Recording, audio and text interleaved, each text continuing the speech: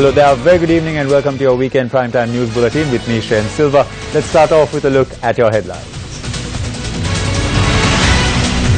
Amended budget passed with a majority of 109 votes in Parliament. 13 MPs including Mahinda Rajapaksa and Wimal Weerawansa absent during the budget vote. MP Vadivel Suresh's attempt to enter Parliament with a can of petrol foiled. Sri Lanka's first ever Women's World Title Boxing Championship underway at the Stein Square in Ratmalana. Sirasa Christmas Zone declared open. On to your stories in detail now. The 2016 budget was passed in Parliament with a majority of 109 votes. 13 MPs, including former President Mahinda Rajapaksa, were absent during the vote. 51 votes were cast against the budget today. United National Party, United People's Freedom Alliance, MPs and ministers with the government, the EPDP and the Tamil National Alliance voted for the budget. MPs from the Ceylon Workers' Congress, including Arumugam Thundaman, voted for the budget as well. During the vote for the third reading of the budget, MPs from the JVP voted against it. Opposition MPs from the United People's Freedom Alliance voted against the budget while providing reasons. The Speaker cautioned the MPs that the reasons are not necessary. Honorable Mahindananda Alutgamage. විදුලි වාහන බදු වැඩි කරන්න විරුද්ධයි. Honorable ගරු මන්ත්‍රීතුමාණන් මම නැවතත් ඉල්ලා සිටිනවා මේක වීලුවක් කරගන්නත් මේ ඡන්ද කරන්න කරුණාකරලා ඉඩ දෙන්න. ජ්‍යෙෂ්ඨ මන්ත්‍රීතුන්ගේ අලුත් මන්ත්‍රීතුන්ගේ මම ඉල්ලීමක් කරනවා. අලුත් සම්ප්‍රදාය කරුණාකරලා ඇති කරගන්න යන්න එපා. MP Mahinda Rajapaksa did not attend the third reading of the budget. Honorable Mahinda Rajapaksa. Absent.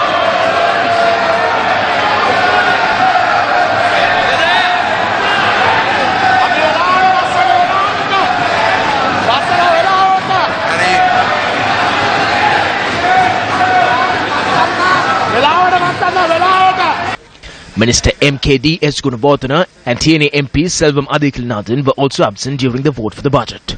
In addition, MPs Geeta Kumar Singha, Manusha Nanakara, Pavitra Vanyarachi, Thenuka Vidyanekamage, Premalal Jayasekara, Janaka Bandara Thenekon and Chiripa Kamlat were absent during the vote. Honorable Wimal Weerawansa. Absent. පක්ෂව ඡන්ද 160යි 160 votes in favour, 52 votes against, 13 absent. I wish to announce that the 2016 budget with amendments is passed. 13යි 2016 විසර්ජන පනත් කෙටුම්පත තුන්වැනි කියවා සංශෝධිකාරයෙන් සම්මත කරන ලද බව දන්වනු කැමැත්තෙමි. On to another story that made the headlines tonight. Now, United National Party parliamentarian Vadivel Suresh's attempt to enter Parliament with a can of petrol was foiled today. Yesterday, Vadivel Suresh said that he would set himself on fire if the wages of the estate workers are not increased. Thereby, he attempted to enter the parliamentary complex with a can of petrol.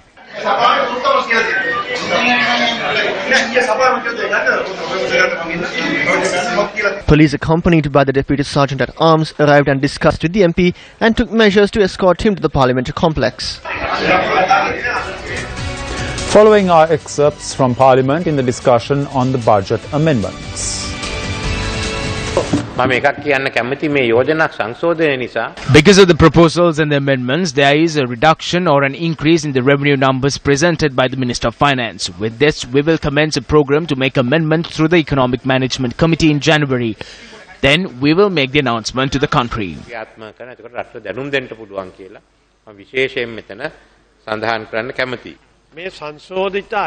According to what you have said, will an amendment budget be presented in the month of January? I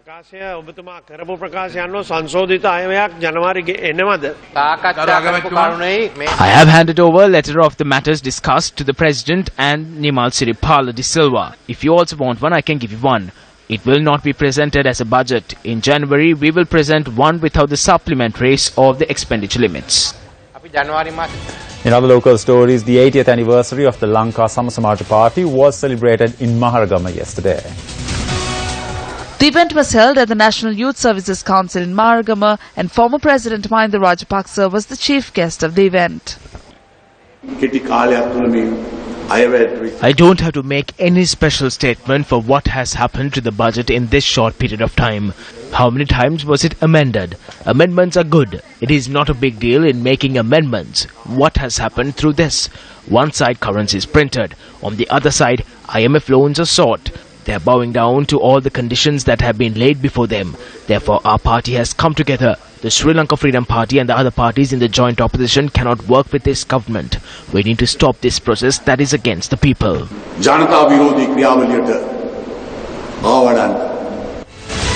Minister of Health Dr. Rajasena Ratna expressed his views on the budget at an event in Colombo today.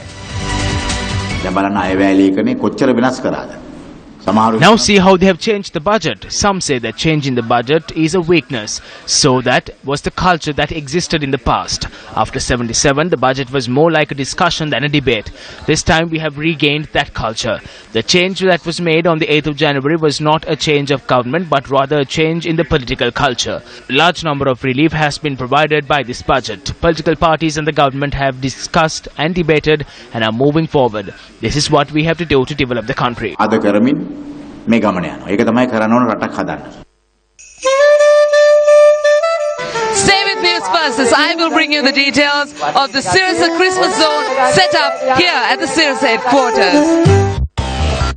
Join me, Nicola De Souza, as we bring you the latest from Stein Square, Ratmalana, from the WBO Women's World Title Boxing Championship.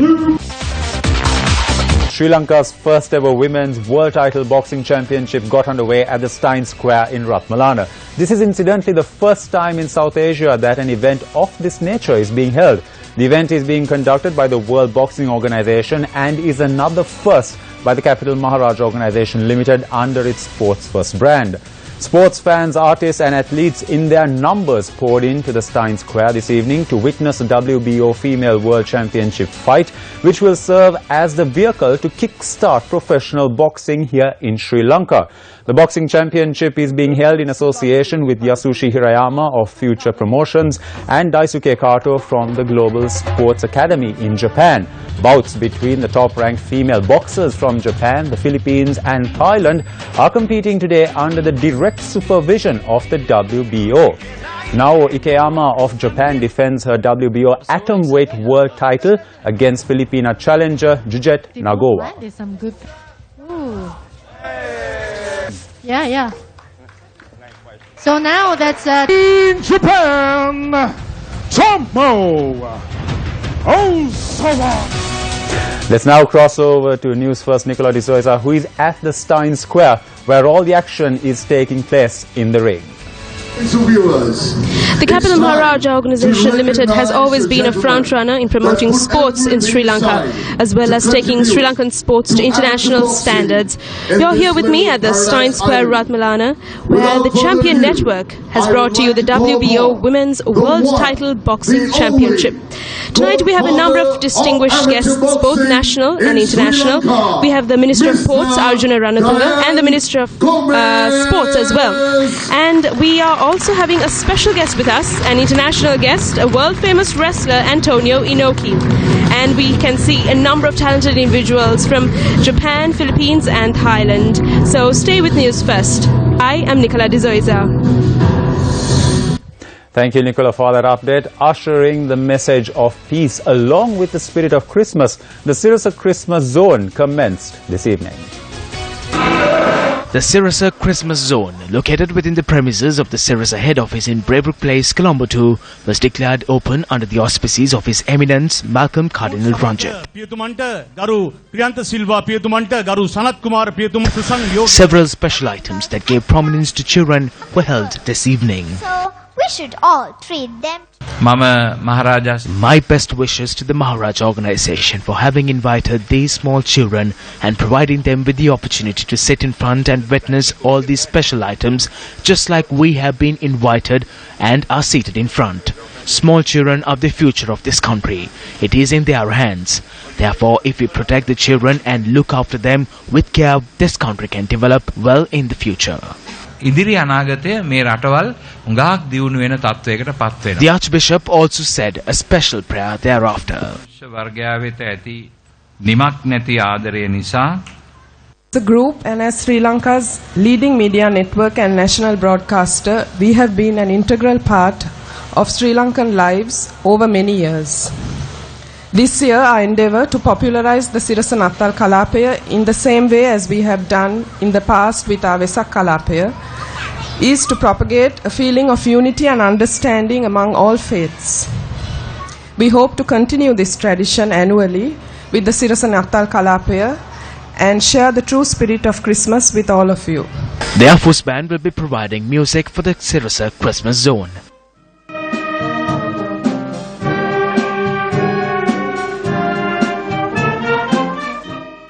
A dance item courtesy of the Nigambu Dua Traditional Arts and Rama Foundation also added colour to the zone. Directed by Clement Fernando, this track featured 100 artists and the music was provided by Dinesh Subasinger.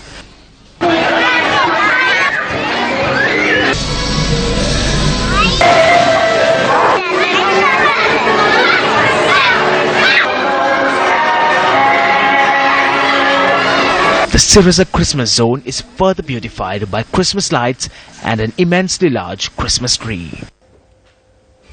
Crowds in large numbers have begun to arrive at the Sirasa Christmas Zone. Newsfirst Florian Rajendran joins us now with more information from the Sirasa Christmas Zone. A large number of crowd is gathered here at the Sirasa headquarters to witness the Christmas zone, which is set up in lieu of the festive season. Now, a large number of children and also parents have arrived here at the Christmas zone to witness this wonder. Now, you can see the symbol of Christmas, Santa Claus delivering gifts to the children who have arrived here at the Christmas zone. Now, just a reminder that this Christmas zone will be set up for 3 consecutive days from today until Monday from 4 p.m. to 10 p.m. Here at the Sirasa headquarters. So stay tuned as we will bring you the latest as and when it unfolds from here at the Christmas zone. For the Newsfirst team, I am Florian Rajendran reporting from Braybrook Place, Colombo 2.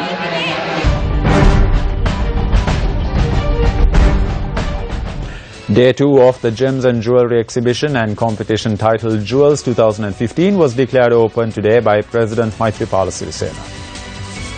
Gemologists who rendered an insurmountable service to the industry were also felicitated. During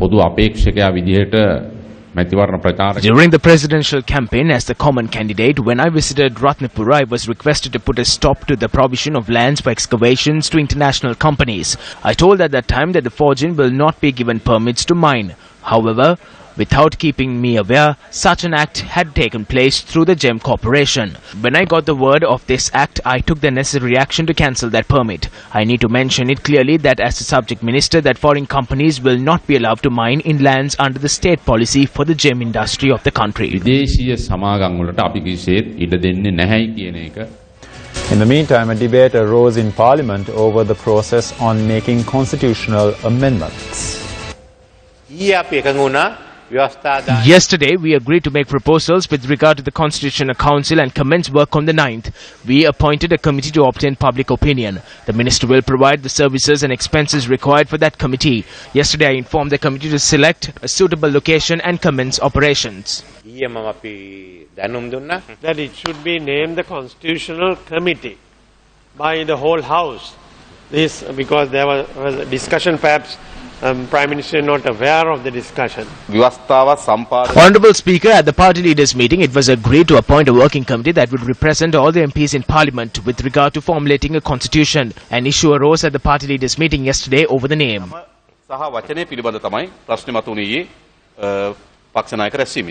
Parliamentary leaders must look into parliamentary affairs. I think it is wrong to make such a statement in my absence. Parliament can make a decision on its function through a proposal or a standing order. You cannot bring this suddenly. The minister's proposal was handed over. There is a place to discuss this. This cannot be taken up at different places. We agree to that position. That is how we hope to function.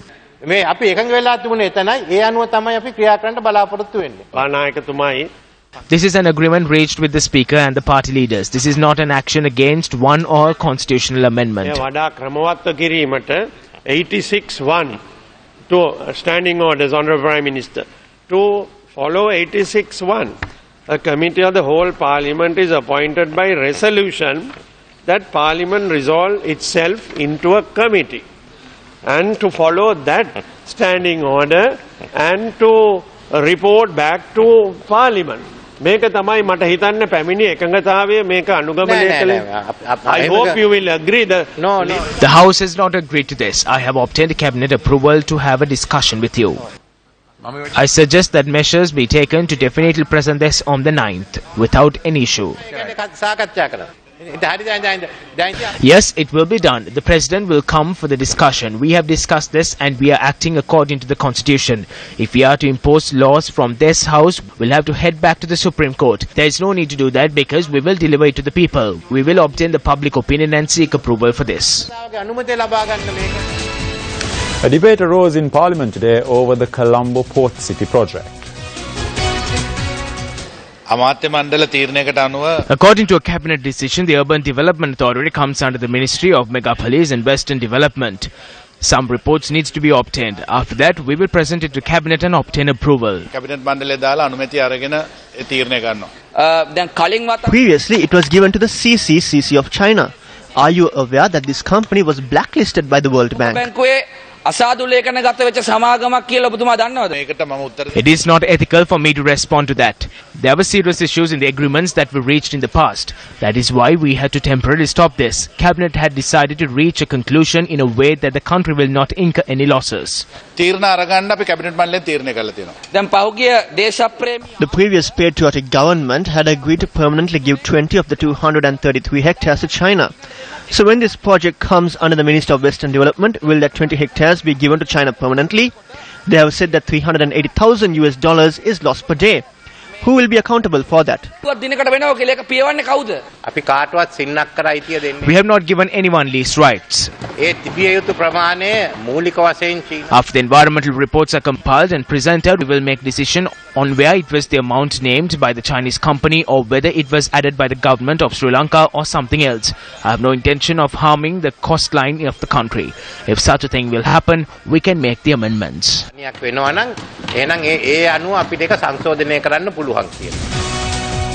Demonstrations took place over various demands today. Employees of the Sevanagala sugar factory demonstrated opposite the Diyatoyana in Bathramulla today against an attempt to privatize the factory. Later, Deputy Minister Sumedha G. Jayasena and MP Lakshman Seniviratna arrived at the location for talks with the demonstrators. Based on a request, the Prime Minister has given us an audience. He said that he will discuss this with the President and prepare a program. We have no idea to hand over the institution. That is what you say. There will be a backdoor deal.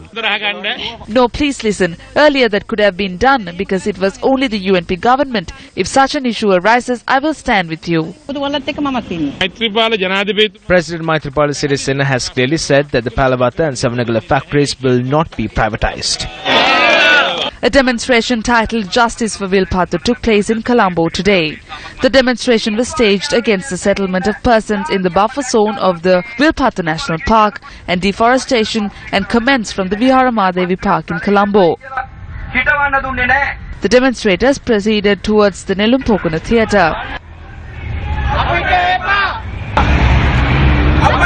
Environmental organizations and environmentalists attended this demonstration.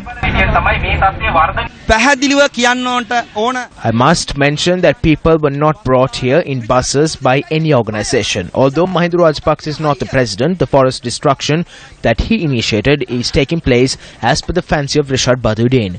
Why are they so afraid of Rishad Baduddin? What power does he possess? Rishad Baduddin is engaged in the drug trade. He does it only for those in Colombo. We challenge Rishad Baduddin. The Red Comrades took this battle by betraying us. That has to be mentioned. In related news, Industry and Commerce Minister Rishad Baduddin filed a complaint with the Cinnamon Gardens police over the demonstration. A false allegation has been made citing that we caused destruction to the forest at the Vilpattu National Park. I filed a complaint to the Cinnamon Gardens Police. I continue to say me nor my community had not caused any destruction to the Vilpattu National Park. Another allegation is that I am engaging in the drug trade in the Colombo district. I asked them to prove this. Today I have sent a letter seeking 1 billion rupees in damages to my attorney for making such false allegations. Shifting gears and on to some sports news now. The report of the committee appointed by Minister Naveen Dissanayake to investigate fraud and corruption at Sri Lanka cricket was tabled in Parliament today by the Minister of Sports. In order to compile this report, Sri Lanka Cricket had paid a sum of 2,025,000 rupees, while the Minister of Sports had paid a sum of 1,725,000 rupees to the attorneys, which is a total of 3,750,000 rupees. A tender procedure had not been followed with regard to the renovation of the R. Premadasa International Cricket Stadium in 2012. A small newspaper advertisement had been published in a less noticeable paper calling for tenders for the broadcasting rights of cricket matches, and thereby the rights were given to CSN for 125 million rupees. According to the contract of the National Cricket Coach Jeffrey Marsh, his services are from the 1st of October 2011 to the 30th of September 2013. However, his contract was ended on the 25th of January 2012. He has been paid for 3 extra months as well. As he had taken legal action, Sri Lanka Cricket had paid $100,000 to him. Sri Lanka Cricket had incurred a loss of 13.04 million rupees. Funding of clubs associated with Sri Lanka Cricket had not taken place in a transparent manner. Members of the executive committee and other officials have engaged in international tours irresponsibly and over the approved limit of expenses.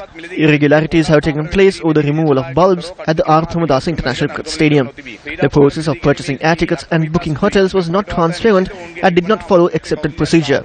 This committee report does not mention who is accountable and what are the charges. This is an issue. Therefore, the report will be analysed by a committee from the ministry. Although the report is comprehensive, I feel that it is not. The issue is that it has been proposed to reinvestigate another 18 matters.